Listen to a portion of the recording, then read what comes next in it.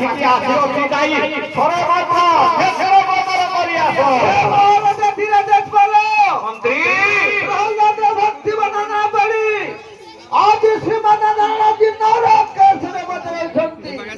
ଓ ଏ ମିଥ୍ୟା କଥା ଏ ପାପିଷ୍ଟ ନାରାୟଣ କାମକୁ କାହିଁକି ଆସିଅଛି ଯାଇ ଦେଖି ଆସ।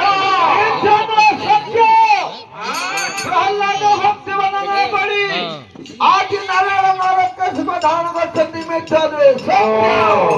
ପ୍ରହ୍ଲାଦର ଭକ୍ତି ବନ୍ଦନାରେ ପଡ଼ି ଶ୍ରୀମାନ ନାରାୟଣ ଆଜି ନରକେଶରୀ ରୂପ ଧାରଣ କରିଛନ୍ତି।